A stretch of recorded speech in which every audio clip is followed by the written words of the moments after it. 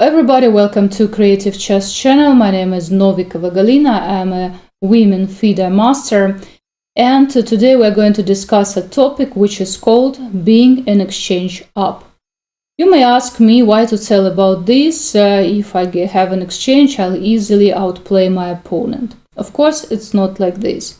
First of all, we all know about exchange sacrifices, where your opponent on purpose make this sacrifice to gain some advantages, and sometimes it's really quite difficult to win, and you may even lose. So what are the main ideas of these endings or middle games where you have an exchange up?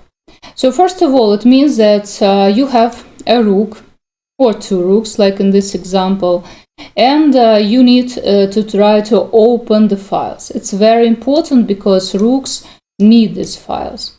In this game, played in 2009 between Peter Svidler and Artem Timofeyev, you see that white doesn't have these open files. That's why they need to open them. At the same time, we can't say that black doesn't have any compensation. They do have it. For example, this bishop is quite strong. Knight is standing here forever, so you can't push him away with a pawn, for example. And if white just play nothing, so black can organize an attack, playing rook c8, c5, maybe b5, and try to activate, try to open the king and to activate their pieces. It will be very dangerous for white. So that's why Peter Svidler plays here very sharp way, very actively, playing f4. Another reason why to play f4, first it's protect the h2 pawn because it was under attack, and next is probably to play f5, then f6, then also try to checkmate the black king. Artem Timofeyev played rook d8, rook df1. You see, he's preparing this f5. He wants to open the files. Again, I'll repeat, it's very important for such middle games. c5. Of course, black is not going to stand. They want to create some counterplay, but f5. Knight b4. You see, they are attacking. Black is attacking d3. That's why, of course, white takes the knight, pawn takes. And now, again, very important, in a lot of cases in such middle games, it's better for the side which is an exchange up, try to exchange queens. Actually, that's what Peter Svidler wants to do, because if to exchange queens, it will be much easier for white to win.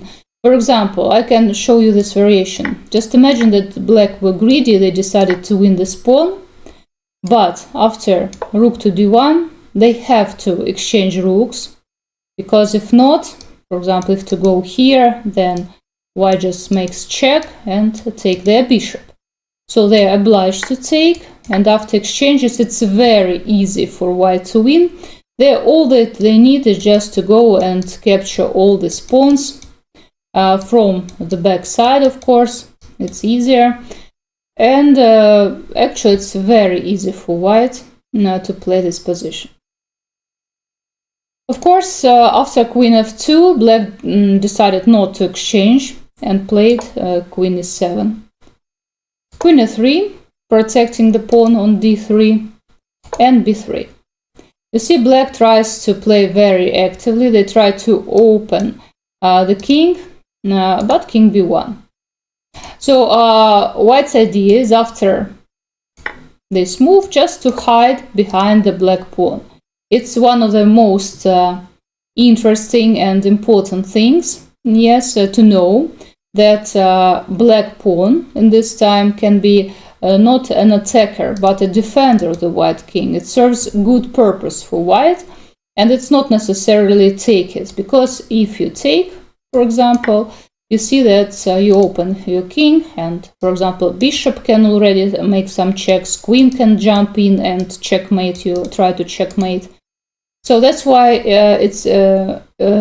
white want to just in case of b8, just to play king a1. It's a very interesting play by white. But instead, after king b1, black played queen b4, a3, queen b5, rook d1, so protecting the pawn, queen c5. Now black wants to exchange, but too late, because at least now white don't want to, because they see this f6 move, and they see that after, for example, black takes, the pawn would hang on h6. Now white changed their mind and they want to attack black, hence the move d4. Queen e4, queen d5, rook g3, and you see white is pressing this b3 pawn. That's why black has already to exchange. They played queen e4, king c1. Seems that maybe it's a little bit dangerous, but no. If, for example, black tries to attack us, we of course have some protection and play rook c3. ef. You see black took a pawn, but we have very strong passed pawn which decided to move. So d5, and very quickly, after several moves, just black resigned. King 8, rook c3, and here black resigned. You see that there are no good squares for black. Sooner or later white will come, for example, to take their pawns, start attacking. King can come. White is not in a hurry, yes, they don't need to hurry. At the same time, there is no move f6 because we'll just take, and you see that we're going to exchange rooks, and it will be very easily winning endgame. So again, you see that white tried to open the files, they tried to attack the king, yeah. So, and they managed to do it. And also they wanted to exchange queens. When the opponent refused doing it, then they changed their mind and they started attacking themselves. And the second game I want to show you, it was played by Magnus Carlsen and Vasily Ivanchuk in 2009. Here it was white to move. If we have a look at the position, we may see that white here is an exchange up. It's first, you see we have two rooks and the opponent has one rook, but he's one piece up at the same time. But in comparison with the previous position here, black also has a pawn for an exchange. That's why it's, if we speak about this position, we can say that it's more or less equal even. And Carlsen here makes a very interesting move. By the way, you can stop and check yourself whether you will find it or not. It's a very interesting positional move which should be played here. You should feel such position and definitely make such moves. So the move Magnus Carlsen played was c5. He's given one more pawn. Why? Because if not to give this pawn, not to sacrifice it, look at this bishop. It's very, very bad. It is stuck here looking at his pawns. It has no space. And at the same time, black wants to play knight to c5 and stand there forever. And that's why Magnus played c5, knight c5, and look at this bishop. It's a transformation of a bad bishop into good bishop. Yes, pawn sacrifice, but it's worth it. Have a look at it. It's very nice diagonal, and black doesn't have light square bishop. That is important. That's why white played really very well positionally. Ivanchuk played bishop g5. Actually, here white should be careful. If Ivanchuk plays, I don't know, of course not in this position here, he might be taken, but plays here and then on d4, maybe black's position would be nice. To stand on d4 is always good, yeah, for the bishop, for example, for the knight. That's why after queen e2, Queen h6. Now maybe he wants to go this way. Rook a to d1, rook f8, and a4. So you see, rook went to f8. It seems that it's quite a natural move. It's good for black, it seems, but at the same time, you can see a lot of black pieces on the king side, but they all left queen side. And here on the queen side, Magnus Carlsen starts playing. At the same time, black tries to play on the king side, tries to make some attack, but let's have a look what's went out of it. G3, so Magnus doesn't want bishop or any other piece stand here. Queen h3. Here they were moving. I think Magnus was checking Ivanchuk. Of course, Ivanchuk wants a draw to make some repetitions, but Magnus doesn't want a draw, so he plays king h1. Knight d7.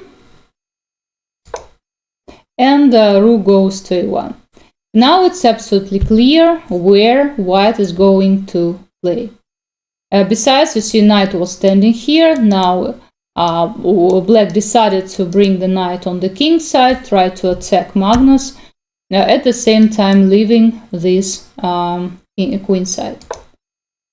Queen returned to h6, rook a2. Now rook is not only active here, but also can help queen side to protect it. Knight f6, king g2, Magnus is not in a hurry.